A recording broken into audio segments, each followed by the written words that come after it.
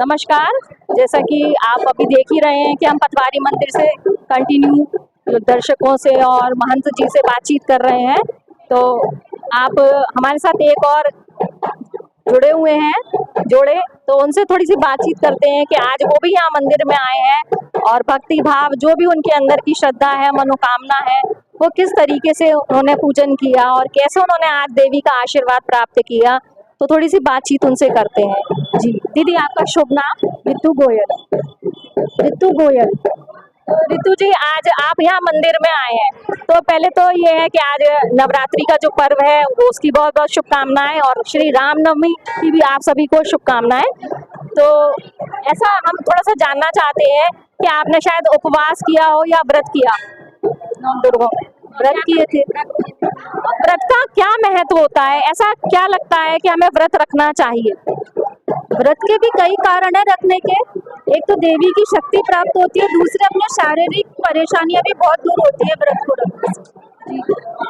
दोनों ही रीजन। व्रत क्या खाने पीने का ही होता है या और भी किसी चीज का व्रत से व्रत होता है?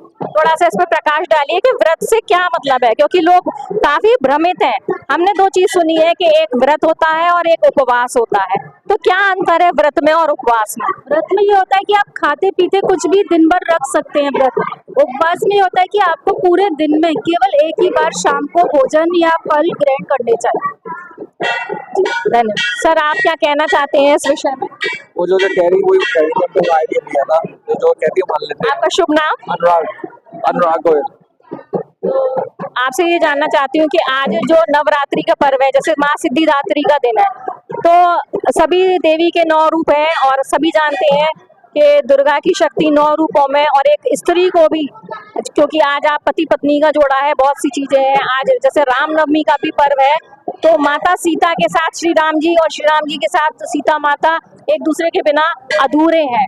तो चलिए थोड़ा सा इसी पर प्रकाश डालते हैं कि आज रामनवमी है तो जन्मे हैं, लेकिन मर्यादा पुरुषोत्तम श्री रामचंद्र जी ने ऐसा क्या उनके जीवन में आपको विशेष देखने को मिलता है जिससे आप प्रभावित हैं? देखिए, वो उनकी हर चीज में क्वालिटी है, चाहे वो लीडरशिप क्वालिटी हो, चाहे वो कुछ भी हो। वैसे तो उन्हीं को कहता प्रसाद राम, उन्हीं को कहा था, वो किसी को नहीं आता पुरुषोत्तम इसीलिए तो कहा जाता है उनको। क्या मर्यादाएं होती है श्री राम जी की? मतलब ऐसी क्या चीजें जो हमें उनके इस गुण को फॉलो करना चाहिए? ऐसी क्या चीज उन्होंने बताई कि उनका अवतार हुआ?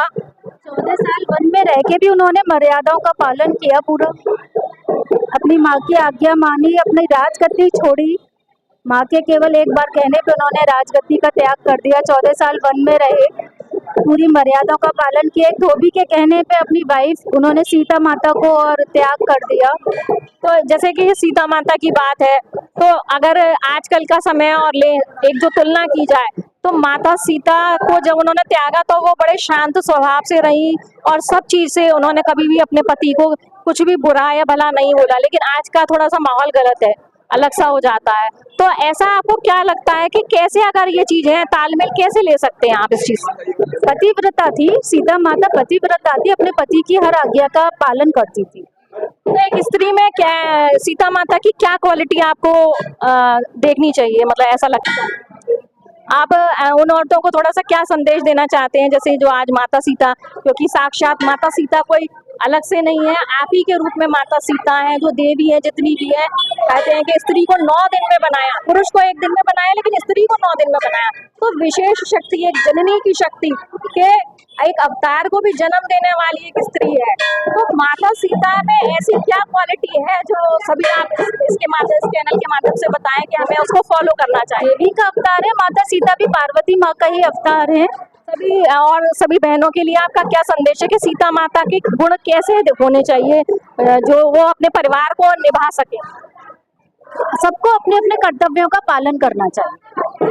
हर औरत को अपने परिवार के प्रति, अपने पति के प्रति, अपने बच्चों के प्रति सभी अपने कर्तव्यों का पालन करना चाहिए, अपनी जिम्मेदारी पूरी निभानी चाहिए। बहुत बहुत बहुत सुंदर बताया दीदी ने और बहुत बहुत धन्यवाद करते हैं। आज इन्होंने अपना समय दिया, थोड़ा सा आज पूजन भी है, लेकिन इन्होंने अमूल्य समय दिया और इतना सुंदर इन्होंने जानकारी दी है। तो ये बात सच है कि एक स्त्री के दायित्व और जिम्मेदारियों का भाव बहुत है, इतना कर्तव्य का पालन करते हुए पर भी वो कैसी चीजों को एक समाज को बलिष्ठ बनाती है। तो धन्यवाद इसी के साथ, और देखते रहें सतयुग टीवी। सभी दर्शकों को राम राम।